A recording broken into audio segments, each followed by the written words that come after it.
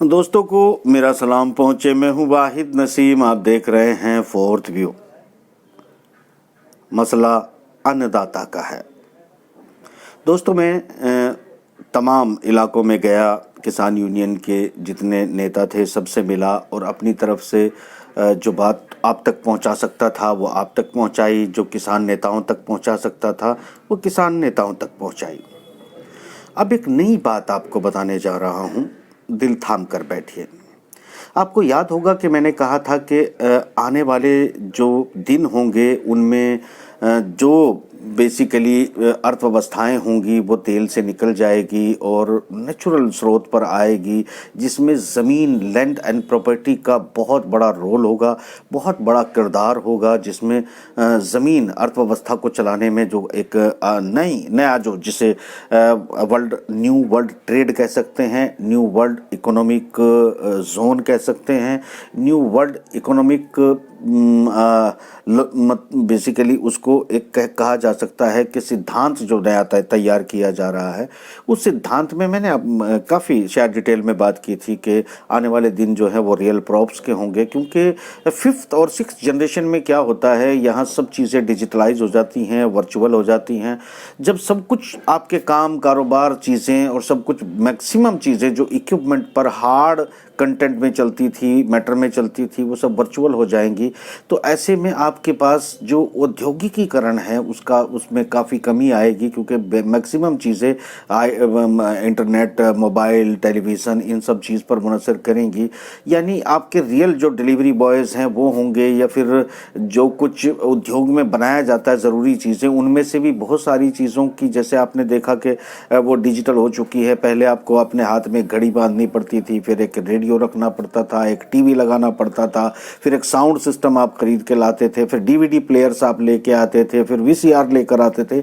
अब इन सब चीज़ों की ज़रूरत अगर सिमट के सिर्फ एक मोबाइल में आ जाती है तो फिर आप समझ सकते हैं कि आप इस वक्त जैसे देख रहे हैं कि बड़े बड़े शोरूम बनाए जाते हैं, बड़े बड़े मॉल्स बनाए जाते हैं, मगर वो सब मॉल्स आपके सिमट कर आपके मोबाइल में आ जाते हैं और आप अपनी चीज़ों को देखते हैं और देखने के बाद उसको ऑर्डर कर देते हैं, आपके घर पहुंच जाती है। इसका मतलब साफ है कि औद्योगिकीकरण में कुछ ना कुछ कमी आएगी और नई औद्योगिकीकरण जो है वो फिफ्थ जनरेशन का होगा, जिसमें रियल प्रॉप्स बहुत कम होंगी और जो सहायक इक्विपमेंट होते थे उनकी ज़रूरत कम पड़ेगी। रियल प्रॉप्स आपको चाहिएगी बेसिकली। इसमें ज़मीन, यानी ज़मीन की बहुत बड़ी कीमत होने वाली है। आने वाली अर्थव्यवस्था में ज़मीन, जायदाद, कृषि, खेती एक बहुत बड़ा कदम होगा। ये देखिए, ये बात को हम पहले से अगर मैं आपको बताता चलता कि क्या मैं क्यों इस मुद्दे को उठा रहा हूँ, तो ये आपके लिए शायद एक खबर हो सकती है, अच्छी खबर हो सकती है, जिसमें हमारे प्यारे बिल गेट्स साहब एक रिपोर्ट शाये हुई है अमेरिका के अंदर, जिसमें कहा गया है कि अब वो वहाँ सबसे बड़े अन्नदाता बन गए हैं।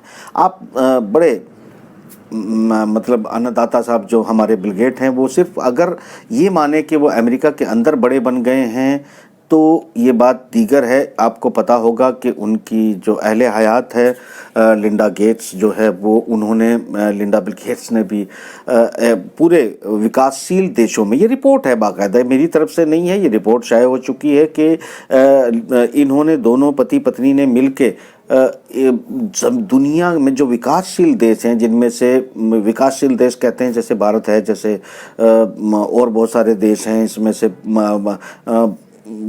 मतलब पाकिस्तान या दूसरे कई ममालिक, इसमें से कई नहीं बहुत सारे ममालिक हैं जो विकासशील कहलाते हैं। इन सभी देशों में एक एनजीओ के ज़रिए और एक ऑर्गेनाइजेशन के ज़रिए दोनों मियाँ बीवी bill gate and company AG1 के नाम से जो है एक संस्था भी चलाते हैं और यहाँ किसानों की मदद कर रहे हैं।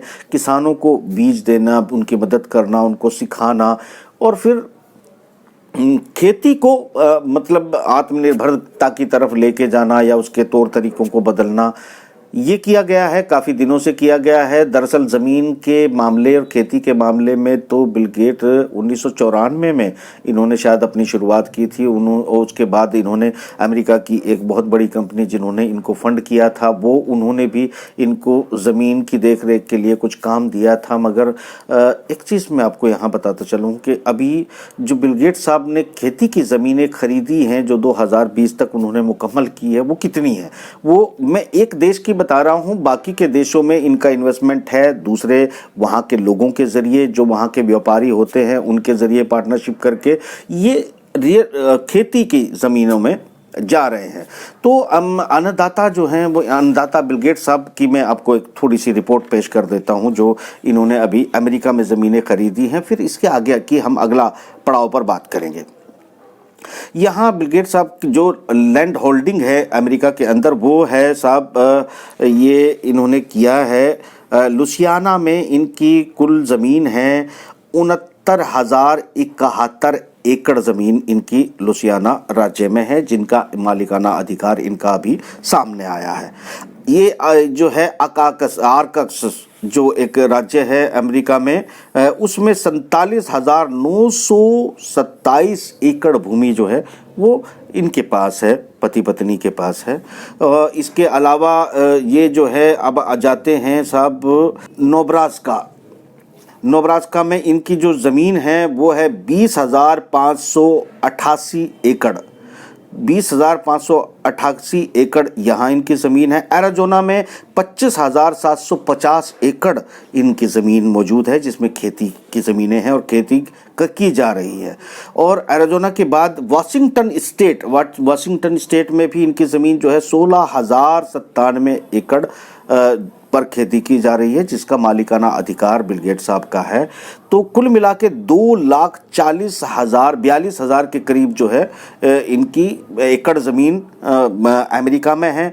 इसे लगभग 1,000 वर्ग किलोमीटर के तौर पर आप देख सकते हैं। यानी कि बिल गेट्स साहब जो है वो बड़े लैंड होल्डर के तौर पर अमेरिका में इस्टेब्लिश हो चुके हैं, जो 1,000 वर्ग किलोमीटर खेती की ज़मीन के, 1,000 एकड़ की बात नहीं कर रहा हूँ, 1,000 बीघे की बात नहीं कर रहा हूँ, 1,000 वर्ग किलोमीटर की खेती जो है इनके पास इस वक्त मौजूद है। इसका मतलब क्या होता है? इसका मतलब ये है जो मैंने आपको बताया था कि यानी कि जिस तरीके से बिल गेट्स साहब पहले कंप्यूटर बाजार में आए, दूसरे कई बाजार में आए और उन्होंने पूरे के पूरे दुनिया में जो है अपना सिक्का जमा लिया और पूरे के पूरे बाजार को अपने अंडर में कर लिया। यानी दुनिया के सबसे अमीर आदमी का खिताब हासिल करने के लिए दुनिया के सबसे बड़े ज़मींदार का खिताब भी वो हासिल करने जा रहे हैं। शायद अमेरिका में तो कर चुके हैं, बाकी दुनिया में करने के उनके प्लान्स हैं। ये चीज़ें आप देख रहे हैं कि पूरी दुनिया में खेती को लेकर बिल गेट और उनकी अहलिया जो है वो बाकायदा काम कर रही हैं। इन्हीं सब देशों में इनके पार्टनर हैं। पार्टनर कौन कौन है ये ढूंढना आपका काम है, मेरा काम नहीं है। मैं चाहूँ तो बता भी सकता हूँ, पर मैं क्यों बता दूँ? आप लोग जो है खुद ढूंढिएगा कि वो कौन लोग हैं जो इनके पार्टनर हैं और क्या दुनिया में वो सब इनके जो पार्टनर हैं वो वहाँ के जो राजा हैं, वहाँ के जो प्रेसिडेंट्स हैं, वो सब इनके पार्टनरों को वहाँ ज़मीन खरीदने के कानून बदले जा रहे हैं कि नहीं बदले जा रहे हैं। और ये पूरी दुनिया में शायद इस तरह की ज़मीनें खरीदेंगे। और क्योंकि खेती में सभी देशों में ये काम कर रहे हैं, माफ़ करना, इससे मैं चुप नहीं रहूँगा कि भारत में भी इनकी कंपनियां ये खुद इंडिविजुअली भारत के किसानों के साथ काम कर रहे हैं। मगर अभी तक यहां कानून ये है था, अब क्या हुआ होगा पता नहीं, है था होगा पता नहीं। मैं यहाँ ये बात इसलिए कह रहा हूँ कि देखिए यहाँ पर भी क्योंकि खेती की ज़मीन आप खरीद नहीं सकते थे, किसान से सीधे सीधे कंपनियाँ नहीं खरीद सकती थी। वो कंपनी के तौर पर जो है किसानों की खेती की उनकी ज़मीन पर बहुत सारी रिस्ट्रिक्शंस थी, सीलिंग एक्ट था, बहुत सारी चीज़ें यहाँ पर होती थी, कॉन्ट्रैक्ट फार्मिंग की भी मनाही थी, ये बहुत सारी चीज़ें यहाँ पर हुआ करती थी। शायद नया बिल तो आ गया, उसमें क्या क्या है वो मेरे ख्याल से आप जाने, क्या बदला जाता है वो भी आप जाने और किसान जाने। मगर सबसे बड़े अन्नदाता की बात मैं ज़रूर यहाँ मैं दोस्तों इसलिए कर रहा हूँ कि सबसे बड़े अन्नदाता इस वक्त हो चुके हैं मेरे ख्याल से अमेरिका में बिल गेट्स साहब, और ये पूरी दुनिया में सबसे बड़े फार्मर होने का, किसान होने का जो है वो एजाज़ शायद हासिल करना चाहते हैं और हासिल करके रहेंगे। तो दोस्तों यहाँ मैं एक चीज़, एक गीत आपको सुनाता चलता हूँ। ये गीत क्या है जब एक मैं सिनेमा इंडस्ट्री में हुआ करता था, उस वक्त एज ए राइटर और निर्देशक के तौर पर काम करता था, उस वक्त ये चल रहा था कि भाई आप जो है एक बड़ा हीरो था, एक उस हीरो के लिए जो सबकी मदद करता था, उसमें सारी चीज़ें शामिल होती थी। उसके लिए मुझे एक गीत लिखना था कि एक आइडियल गीत हो जाए। तो मैं शायद उस वक्त इमोशनल सा राइटर था, पत्रकार शायद उस वक्त मैं नहीं हुआ करता था, क्योंकि मैं साहित्यकार, अदीब या एक राइटर डायरेक्टर के तौर पर अपना काम, अपनी ज़िंदगी की शुरुआत की और चलता रहा। फिर मुझे शायद उससे थोड़ी सी, मुसलमान हूँ तो थोड़ा सा अलग अपने आप को होना ज़्यादा बेटर समझा, तो मैंने खुद को अलग कर लिया। मगर वो गीत सुनाता जाता हूँ। ये तमाम अन्नदाताओं के नाम हैं। मगर एक चीज़ आप समझ लीजिएगा दोस्तों, कि जो इन्फॉर्मेशन मैं आपको दे रहा हूँ, इस इन्फॉर्मेशन में बाकी की तैयारी करना आप लोगों का काम है। गीत सुनिएगा। कोई वक्त से मोती पाता है, कोई वक्त की ठोकर खाता है। कोई वक्त से मोती पाता है, कोई वक्त की ठोकर खाता है। सिंगू बॉर्डर और ये तमाम बॉर्डर भी देख लीजिएगा, और महल और गद्दियाँ भी आप देखिएगा कि मैं क्या और किधर इशारे कर रहा हूँ। कोई वक्त से मोती पाता है, कोई वक्त की ठोकर खाता है। वक्त ही सबसे बड़ा लुटेरा, वक्त ही सबका दाता है। कांटे हैं तेरी राहों में तो क्या, तो वक्त सरक उम्मीद वफा। माली को जो हो मेहनत का नशा, कांटों में भी गुल खिल जाता है। औरों के दर्द के खंजर जो अपने सीने पर खाता है। अन्नदाता हमारे तमाम दुनिया के लिए जो है वो खेती करते हैं और क्या कर रहे हैं, और शायद कितनी मेहनत से वो और कितनी ज़िंदगी अपनी दांव पर लगाकर आज मोर्चे पर खड़े हैं। याद रखिएगा, औरों के दर्द के खंजर जो अपने सीने पर खाता है। जो गम लेकर खुशियाँ बांटे वही अन्नदाता कहलाता है, अन्नदाता कहलाता है, अन्नदाता कहलाता है। दोस्तों, जय हिंद। देश आज़ाद रहे, हम आज़ाद रहें, आप आज़ाद रहें और ज़िंदा रहें। खुदा हाफिज़।